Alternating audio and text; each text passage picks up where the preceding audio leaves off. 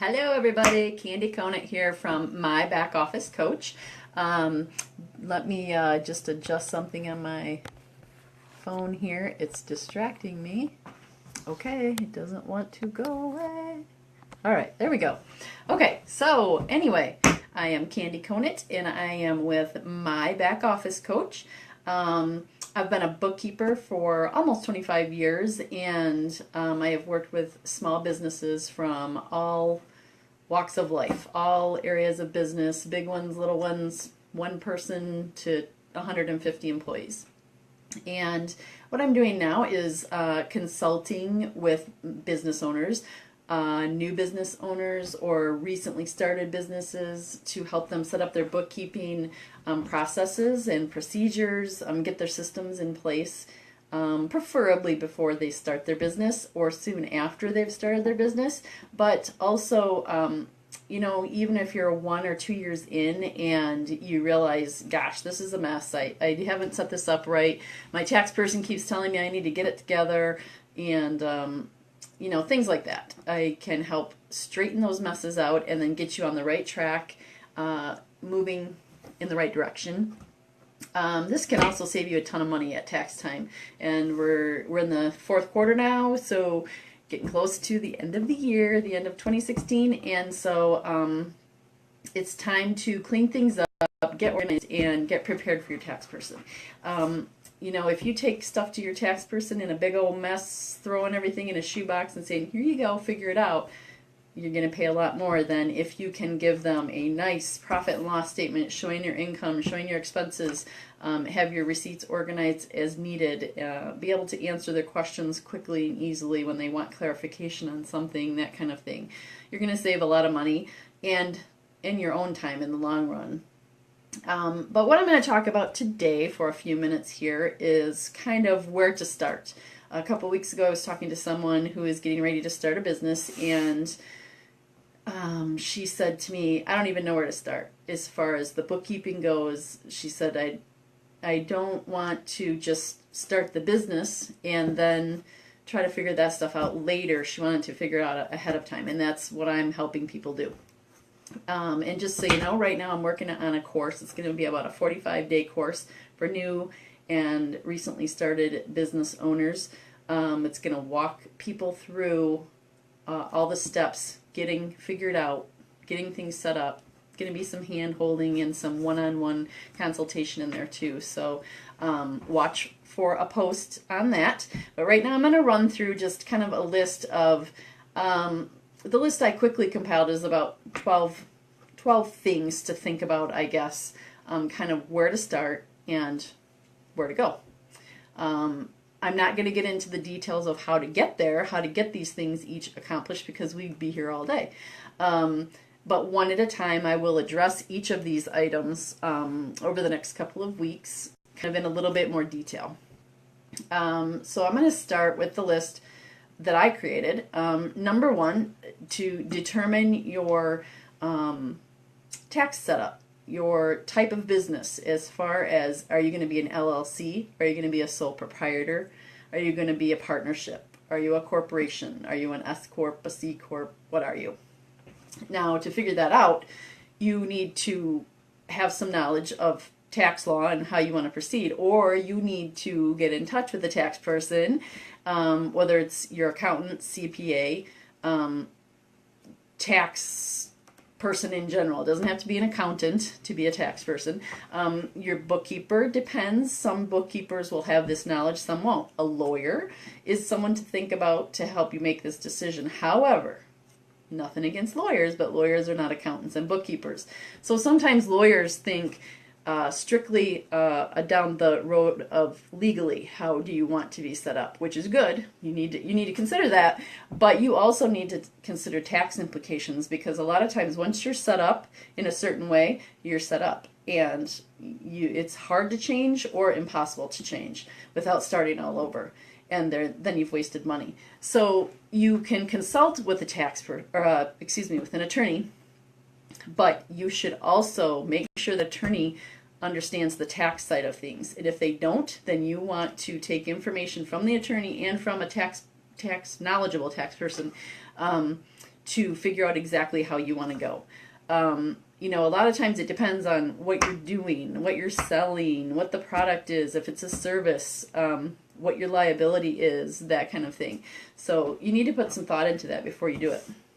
Obviously, you want to take every possible tax advantage as well. I'm a firm believer in taking what you have coming to you and doing things so that you optimize paying the least amount of tax possible.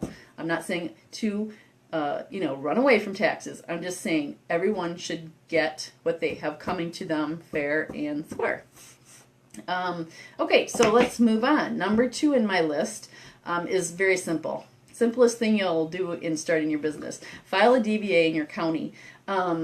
This is just simply, and quite honestly, I'm not really sure that it has to be done anymore, but most banks want a copy of a DBA.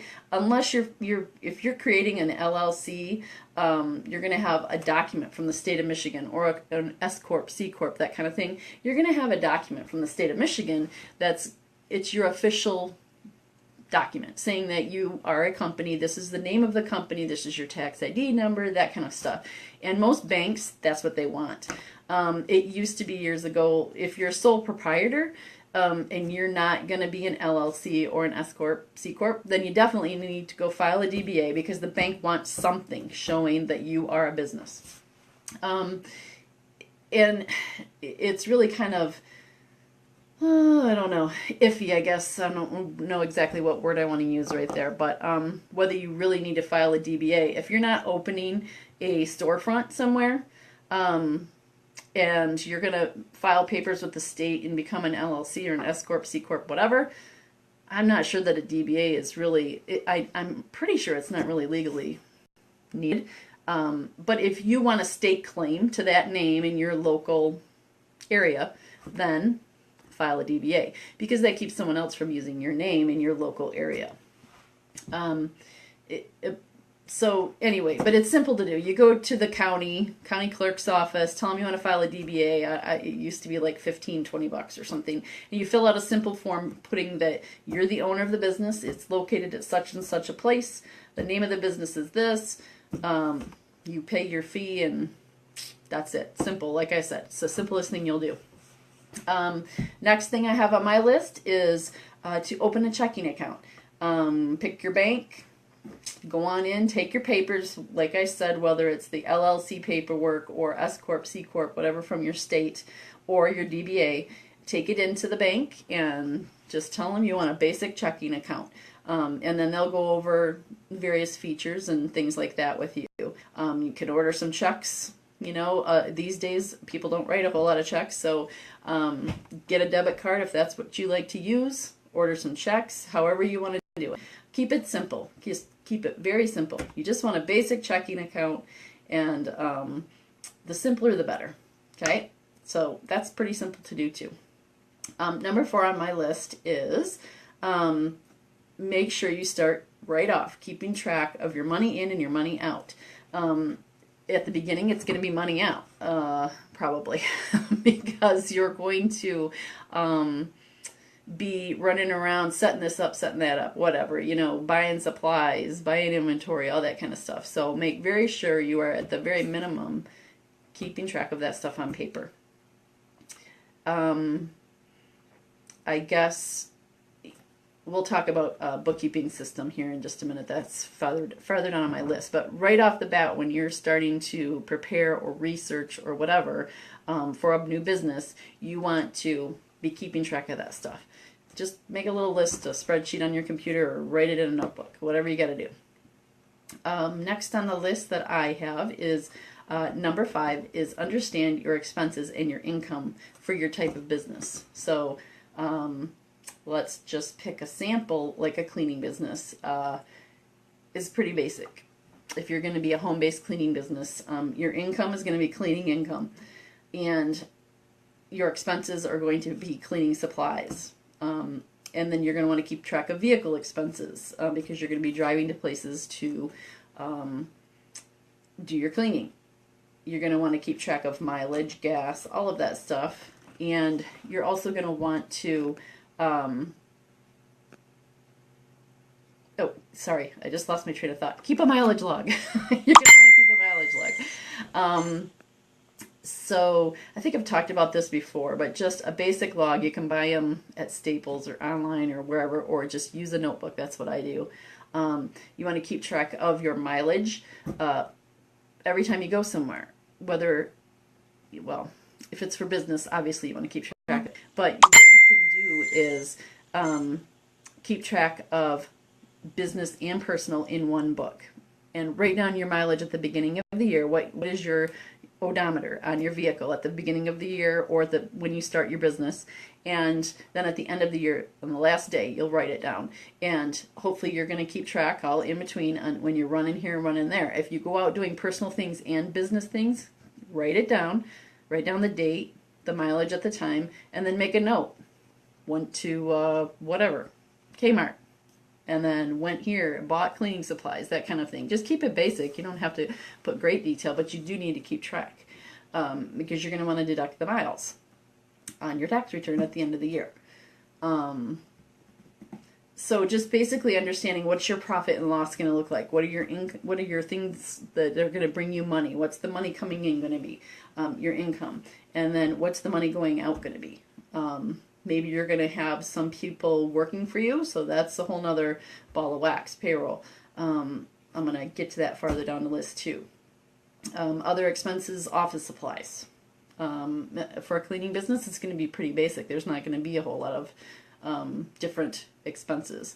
But if you have some meetings with clients, potential clients, lunch meetings, that kind of thing, you're going to want to keep track of those kind of things. You just need to understand what is a business expense and what is not a business expense, and what good bookkeepers for, or your accountant, tax person, that kind of thing. If you're not sure, keep it, make a note for end of year, and ask at the time.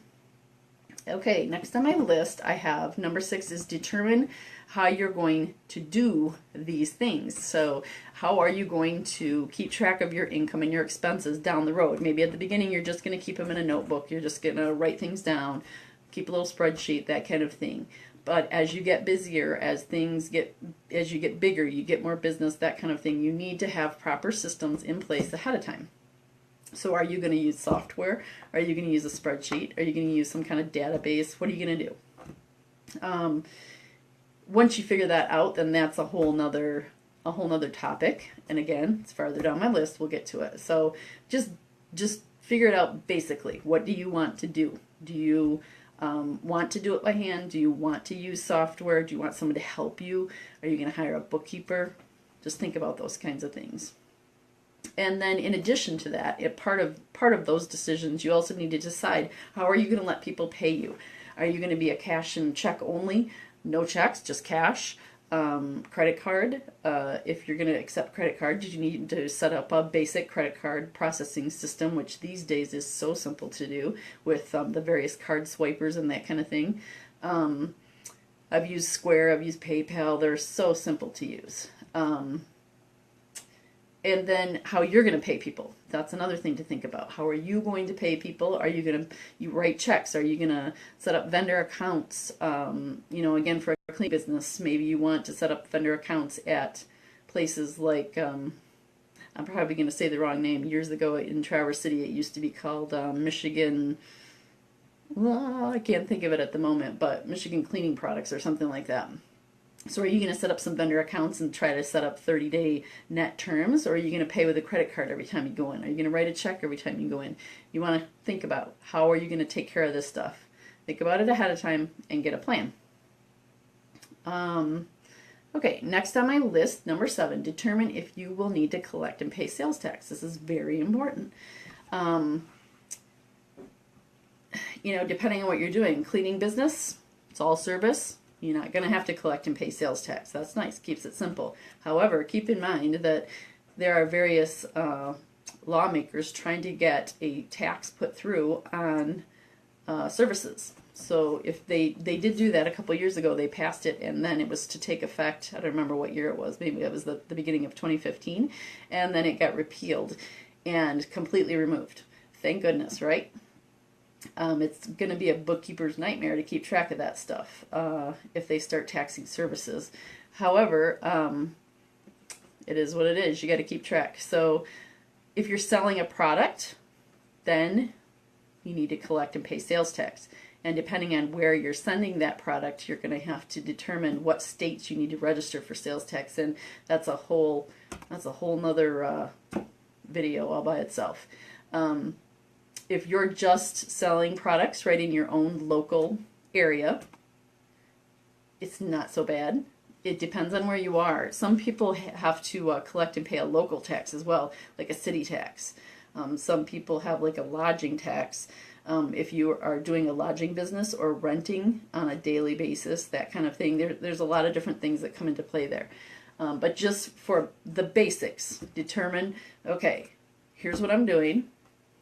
Do I need to pay sales tax on something, collect it and pay it?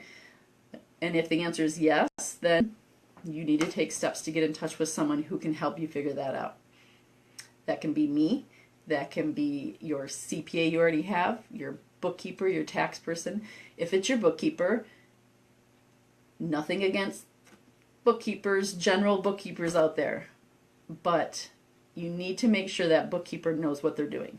Make sure they have experience with sales tax in whatever state you're in, and that they know the ins and outs and the laws about it. A lot of people think they know and they don't know. You just really need to make sure that it's an experienced person who knows what they're doing, because it can get out of hand real quick. And you don't want that. Once it's a mess, it's a mess. State governments are a nightmare to deal with. I live in the state of Michigan. That's where I've done a lot of dealings, but I've dealt with, I don't know, 15 different states, and some are worse than others. But I got to tell you, Ohio, crazy. Ohio is crazy. But once things are messed up with any state government, it's a pain in the butt to get them figured out. So you really want to do it right to begin with. Okay, so if you determine you don't need to pay sales tax, great, move on, no big deal. But now if you're iffy at all on it, like if you think well, I'm shipping everything out of state so I don't have to collect and pay sales tax, that is not the case. You're going to get yourself in trouble. If you think because you're selling stuff online and you don't have a brick and mortar business, that's not a good attitude to have. That is not a good way to look at things, because that is not the case.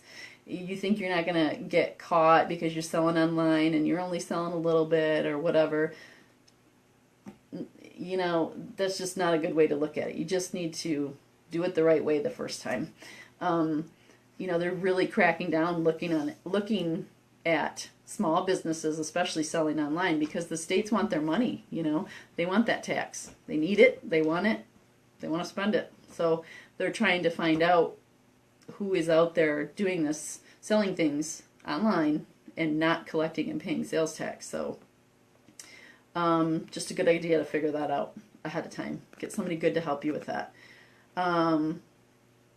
Okay, next on my list, number 8, register with your state and federal governments for various taxes. So I'm not just talking about sales tax, which you would register with your state for, your state and any state that you're liable for tax in.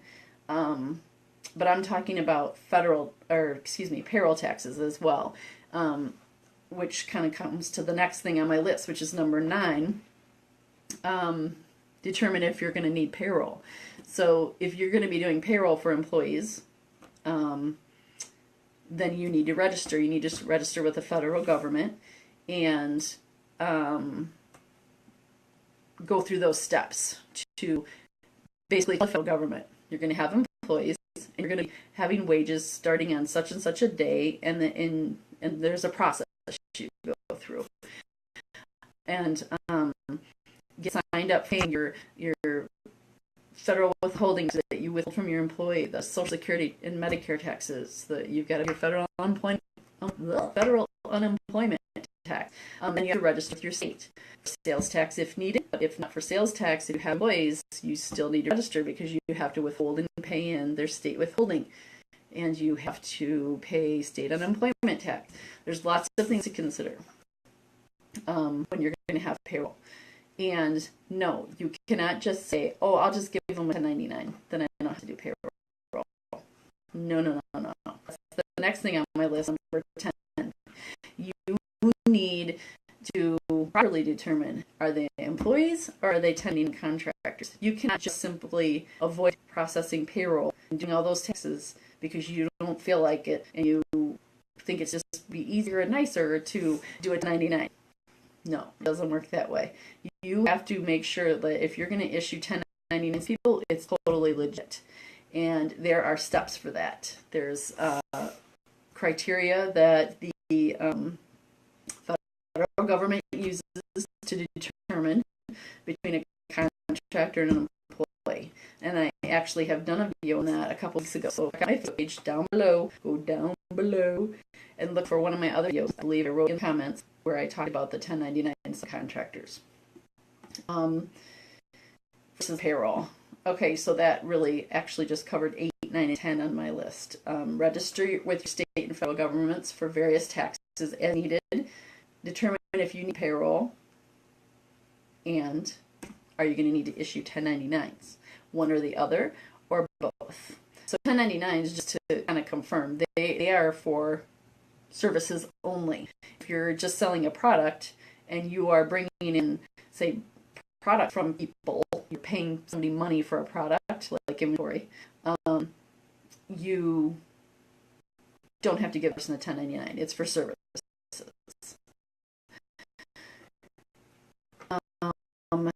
Okay, let me scroll down here. Number 11 on my list is determining you're going to do your taxes. Who's going to help you with your taxes? Are you going to use a CPA? Are you going to use, do you have a bookkeeper that actually has income tax preparation knowledge? They're going to do it. You're going to use just a straight up tax preparer. That's what they do. CPA, I already said, or accountant that's going to do the taxes. And then you want to get in touch with them ahead of time. Once January 1st comes, they're busy. And you're not going to have their full undivided attention. They're going to be going in 15 different ways. So talk to them ahead of time. Say, you know, and maybe you want to meet with several different people to figure out who do you like, who do you want to use, who do you mesh with. To me, it's really important to find a tax person or CPA that you can relate to. They can explain things the way you understand them. I have talked to CPAs before. I'm not a CPA. I'm a bookkeeper. I have talked to CPAs before that talk so far above your knowledge level that you just can't even, you know, like you're going off into never land because you just can't relate. You don't understand what they're saying, and they can't bring themselves down to your level to explain it. So you don't want to deal with that person. You keep looking until you find the person you can deal with, that they can explain things to you so that you understand. They can speak on your level, whatever that is. You know, whatever your level is, whether it's zip, you don't know anything, to what? Yeah, whatever. You know a lot, but not enough. You want to find someone that you can relate with and deal with and relate to. Then ask them. Once you've picked a person, how do you want my information? Do you want it on paper? Do you just want a profit and loss that gives you all the numbers? Do you want a backup from a software program like QuickBooks, FreshBooks, whatever it might be? How do they want that information to come to them? And at what level, what detail level? Do they just want the numbers straight up, or do they want all the backup information? And that will come from you. What type of financial statements you want. If you've got a bank loan, an SBA loan, that kind of thing, that's a whole nother ball of wax, because usually they want really in-depth audited financial statements to make sure that your numbers are what your numbers are, to make sure everything's being done on the up and up. So then, in that case, your CPA or tax person needs more information from you. They're going to want details to prove the numbers that you give to them. Because anybody can just write a bunch of numbers on a paper and say, here's my profit and loss, this is what I did. But is it right? Does it match anything? Does it match bank records? That kind of thing. So once you determine that person, then just sit down and figure out what it is you need to do with them. And if you're going to hire a bookkeeper to help you with all of this stuff, they need to meet your tax person. They need to know that CPA. They need to know what they want, how they want it, and that kind of thing. They need a good relationship there. That's really important because they're going to be communicating back and forth on everything. Okay, so last item on my list, number 12, is will you use software, or how will you track all of this information that I've just talked about? Are you going to use QuickBooks? And what kind of QuickBooks? The contractor version, the retail version, online version, and there's so many different programs out there now. FreshBooks, QuickBooks, Peachtree Accounting, there's a million of them. And a lot of them are all available in the cloud now, all available online, or you can get the actual software. I've been doing a trial for QuickBooks Online, and I actually have one for FreshBooks too, but I haven't done that one yet. And I'm going to do a post and a video about QuickBooks Online because I have tons of people asking me about it. But I've also had bookkeepers tell me that QuickBooks Online is awful. But I think that's more of a bookkeeping standpoint, from a bookkeeper standpoint. Maybe it doesn't quite have all the features. I'm not exactly sure. So I'm working through that and figuring that out. And I'm going to kind of do a review of that and a video about it. So that's my list, 1 through 12. I'm going to post the list on Facebook, and I'm going to do a blog post for it as well. And like I said earlier, I am working on a course for new and recently started business owners to help them walk through all these types of things and actually accomplish each of those things on the list. So stay tuned and get on my email list, like us on Facebook, and watch for posts about that course. I hope to have that done in the next 30 to 60 days. And then we'll be doing some webinars to introduce the course and sell the course. So in the meantime, if you have any questions, I'm happy to answer them. Feel free to post on my Facebook page or send me an email, Candy, and it's CANDIE, at mybackofficecoach.com, and I will answer them one-on-one. We can even do Skype chats and that kind of thing. I do consulting with business owners to help them figure these things out one-on-one. So feel free to let me know if you need help. I do offer a 1-hour consultation to talk about your business, where you're at, where you're going, what you need help with, how to do things better, that kind of thing. And I'm happy to talk to anyone and everyone from around the country. So thank you for checking this out. Thank you for tuning in, and I will catch you on the flip side. See ya.